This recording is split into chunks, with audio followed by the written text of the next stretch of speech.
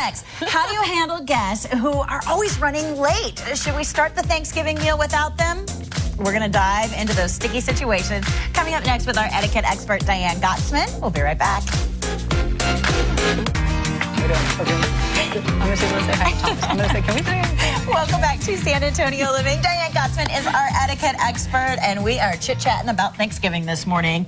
I have to get personal tips so I know how to handle my family during Thanksgiving. I want you to sing at my Thanksgiving dinner like you just you know did. I am a good singer. Is that good etiquette to sing at the Thanksgiving table? It's happy.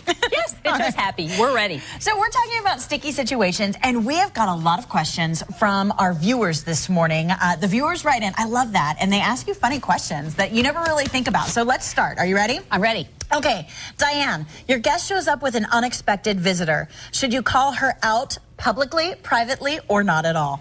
Not at all, because you, Shelly Miles, are a gracious host and you have a plan B. Oh, yes. So you're going to have enough food just in case, because there's always that just in case. And if you don't have enough food, then you pull out your frozen pizzas and you pull out your mac and cheese that's frozen and cut it up. For Thanksgiving? Well, you know what? You have extra guests and you don't have enough food. Okay. So you're going to do what you can do. But the reality is you're not going to call them out publicly. You might say something privately like, next time, let me know so I have enough food. Okay. But you're going to have enough food because you know you're having a big Thanksgiving feast. Yeah, it's not like one bun for you and one bun for you. We want a big basket of buns. All right. So plan ahead. Get a big basket of buns for your Thanksgiving dinner.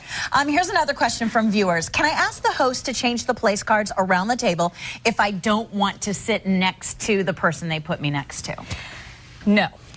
Now, but there's a caveat there. What if you do it while no one's looking? You're out there, no, and that's a big no, because your host has decided where you should sit based on who she put you next to. Okay. But if you are sitting next to a little child that you do not know, you can ask then, because this just came up. Someone said, well, I had to sit next to this child and I didn't know how to feed her, and I don't know why a host would put her there. Right. But you can say, I'm just not quite comfortable feeding your child, so move that one to the sit small next people to table.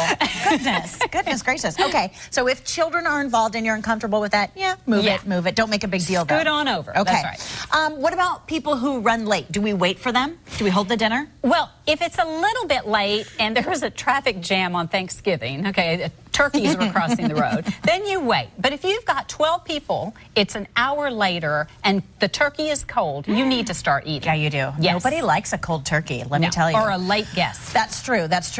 Here's another question from a viewer. My daughter has a peanut allergy. Is it okay to ask the host if any of the food items are made with nuts? Oh my gosh, more than okay. And tell the host in advance and just say, so-and-so, my daughter has a nut allergy and I just want to let you know. Okay. Yeah, you're not, that way your host is going to want to accommodate that. Okay. Definitely.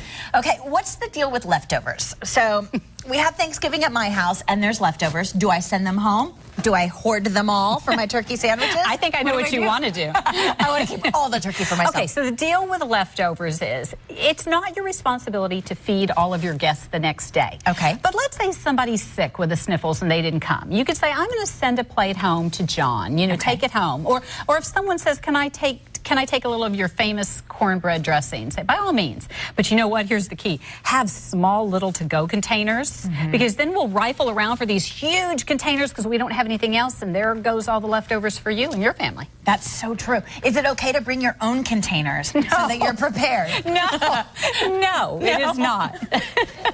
Okay, all right. You don't want to start taking your to-go food before everybody has been served their meal. Shelly Miles always comes prepared to your house. Don't worry. Okay, let's talk about cell phones and, Nooks and PlayStation technology. So what do you do? Two questions. Can a host say, you know what, leave your technology at the door? Or can they collect them all? Is it okay for me to check my phone during Thanksgiving dinner? Well, the answer to that one is no. But no and no. But can a host collect the phones? You know what?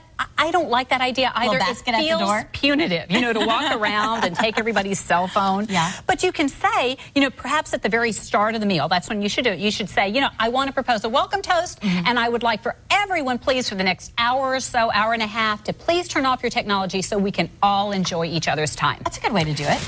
There you go. I like that. You can quote me on that. Very good. And, you know, with that thought in mind, you need to wave to Thomas P. Farley out there, Shelley. That's because, right. Hey, Thomas, my co-founder of Thanksgiving Unplugged. It's our second year. Our second annual campaign is all about disconnecting from the dinner table to reconnect with family and friends. And we really are committed to spreading the word to family and friends. I love it. This is something that you started with Thomas. You guys put together a website. We'll show you what it looks like. It's ThanksgivingUnplugged.com. You can go to the website and get all sorts of information about unplugging over the holidays. You can also take a little pledge that says, I, Shelley Miles, promise to not answer my cell phone at the dinner table. And I'll be calling you to check to make sure it's off. But you know what? Even if you take the pledge, don't take the pledge, just make sure you unplug. And Shelley Miles, this is for you.